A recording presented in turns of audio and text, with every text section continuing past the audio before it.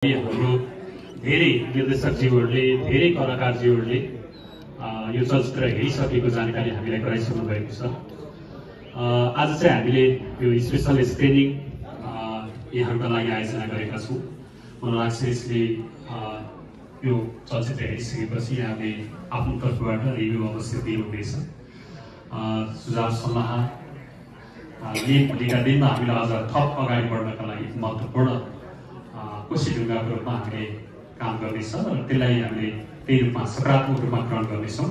अहिलेलाई यहाँहरू सबैलाई स्वागत सहित हामीलाई हौसला प्रोत्साहनका निमित्त यहाँ उपस्थित हुनुभएकोमा शुभारम्भमा यहाँहरूलाई धन्यवाद सहित आफ्नो छोटो कुरा राख्नका लागि चलचित्र वसन्तका निर्देशक कलाकार प्रकाश सपुतलाई म स्टेजमा आमन्त्रण गर्छु।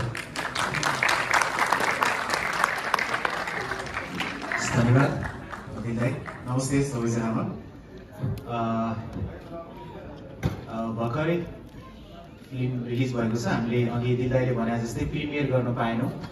यो जीवनको एउटा निर्माताको रूपमा एउटा निर्देशकको रूपमा पहिलो चलचित्र भएको हुनाले यसलाई एकदमै भव्य प्रिमियर गरेर तपाईँलाई देखाउने सुझाव लिने विचार थियो, तर केही प्राविधिक कारणले अलिकति हामीले प्रिमियर गर्न सकेनौँ। आज विशेष सो चाहिँ एटलिस्ट तपाईँहरू चलचित्र कर्ममा हुनुहुन्छ, चलचित्र क्षेत्रमा हुनुहुन्छ, या थुप्रै अग्रज निर्देशकज्यूहरू कलाकारज्यूहरू हुनुहुन्छ, कतिपय हामीसँग सहकार्य गरेका कलाकारज्यूहरू हुनुहुन्छ र फिल्म कर्मीहरू हुनुहुन्छ, समीक्षकज्यूहरू हुनुहुन्छ। उहाँहरूको प्रत्यक्ष रूपमा सल्लाह सुझावहरू लिउँ न।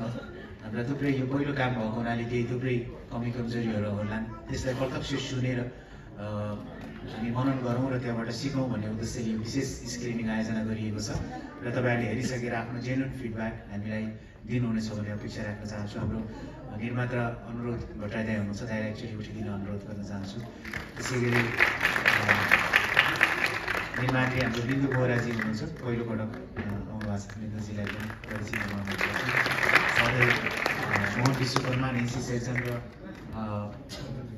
वीरेन्द्र दाईलाई पनि यहाँबाट सम्झिन चाहन्छु।